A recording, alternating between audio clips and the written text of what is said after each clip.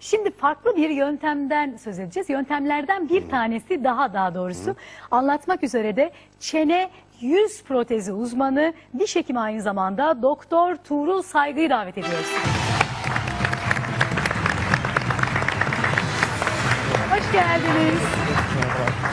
Hoş gelmemişsiniz. Şimdi Metin Bey'e uygulanan tedavi yöntemi, siz buyurun elinizde. Ama bu nedir? Nasıl bir çalışma? İzleyicilerimiz de en az bizim kadar merak ettiler. Öncelikle hoş geldiniz. Sağ olun, teşekkür ederim. Biz Metin Bey'i, eşini aldık. Gece baktık ki bütün çekimlerini yaptık. Gerçekten ciddi bir durum var. Hanımefendinin söylediği gibi beyefendi kabul etti artık. Sonrasında Metin Bey'le beraber bir yolculuğa daha çıktık. Ve çok önemli bir bölüme geldik. Yöntemlerden bir tanesi. Ameliyat deyince hanımefendi biraz tedirgin oldu ama oraya gelmeden önce belki birkaç yöntem var. Bu onlardan bir tanesi. İzleyelim, sonra stüdyomuzda buluşalım.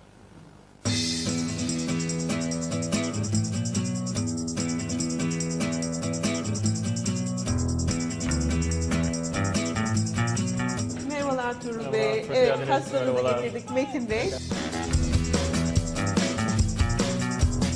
Hocam, bizim hastamızın gerçekten çok uzun sürelerdir horlama problemi varmış. Eşi doktor programına müracaat etti. Biz de dün akşam bir yerinde tespit edelim dedik. Evinde kaldık Metin Bey ile Fatma Hanım'ın. Ve uykusunda bakalım horlama sorunu nasıl diye, kendisi de şu an ilk defa izleyecek. İnanamıyor çünkü ben pek horlamam diyor. Şimdi şöyle. Zaten genelde böyle olur. Evet, inanmıyorlar. Bakın. Bu sizin o sahibi. Duyuyor musunuz? Peygamberin nefesi benden değil. Duyuyor musunuz siz Bu kadar efendim? gürültüsü. Ya Fatma Hanım'ın dediği kadar varmış değil mi? Vallahi şaşırdınız değil mi efendim? Şaşırdım yani ben. Şok oldum Şok diyebilirim diyorsunuz yani. yani. Şoktayım.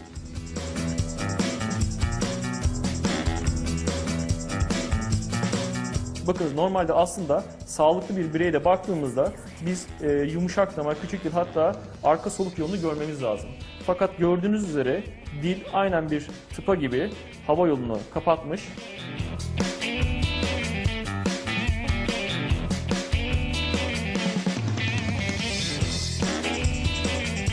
Bu elimdeki bir horlama protezi örneği değil mi? Aynen öyle. Hı hı. Protez alt çeneyi biraz aşağıda ve biraz önde konumlandırtıyor. Çünkü bunun nedeni, bu hastalığın nedeni yutak bölgesindeki kasların gevşeyerek arkaya doğru yılması. Şimdi hastalığımızın alt ve üst çenelerin ölçülerini aldık. Şimdi laboratuvar safhasına geçiyoruz. Öncelikle alçı model elde edilecek.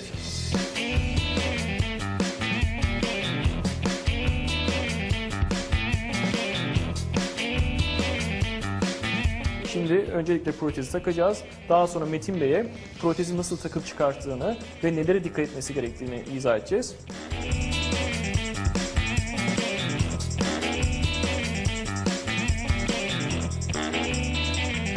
Metin Bey, buyurunuz. Horlama protezi hazır.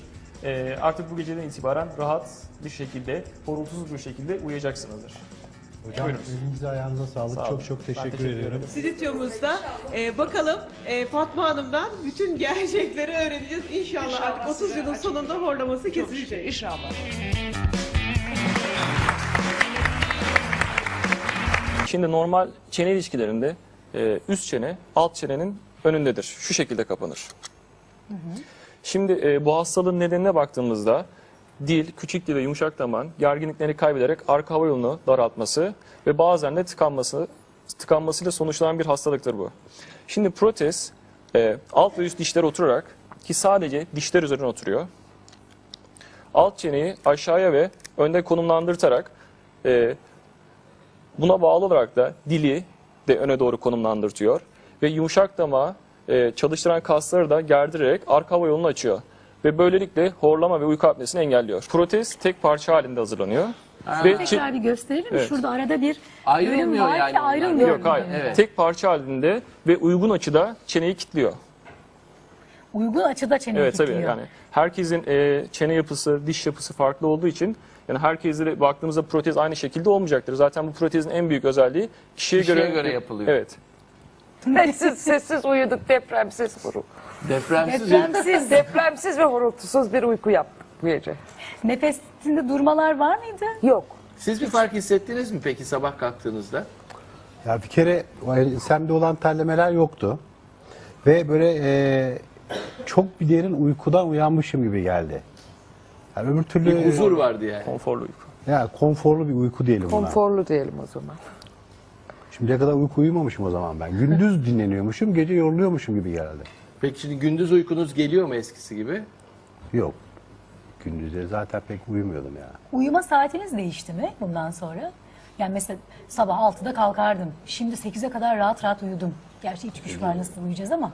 Yok, değişmedi saat yani. Yine aynı saatlerde yatıp aynı saatte kalkıyorum. Ama aynı saat olmasına rağmen. Daha dinç kalkıyorum, öyle diyeyim. Peki bir şey soracağım ya. Bununla bir uyumak zor değil mi?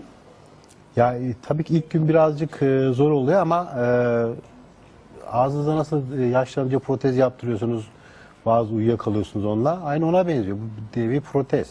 Evet, Doktor Tuğrul Saygı şu anda sizin hem ölçünüzü aldı galiba. Nasıl yapıldığını görüyoruz. Evet.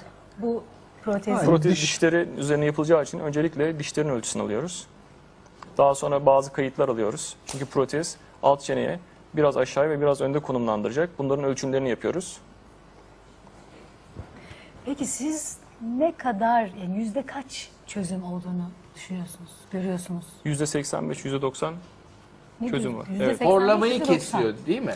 Aslında sadece horlamayı kesmiyor. Mesela Metin Bey'in uyku apnesi de varmış. Eşinden öğrendiğimize göre nefesini tutuyormuş. Uyuduğu horlama proteziyle uyuduğu gecelerde siz tanık oldunuz mu eşinizin? Yok. Evet. Yani aslında bu sadece ismi horlama protezi ama sadece horlamayı ya da basit horlamayı çözmek için geliştirilmiş olan bir aparat değil. Aynı zamanda uyku apnesi üzerinde de oldukça etkili. Doktor Tuğrul Saygı çok çok teşekkür ediyoruz yaptığı için. Efendim size de mutlu ve bir yatakta bir yastıkta kocamayı diliyoruz. Çok İnşallah. teşekkür ediyoruz. Teşekkür ediyoruz efendim. Yarın sabah tekrar stüdyomuzda buluşmak üzere efendim. Hoşçakalın. Hoşçakalın.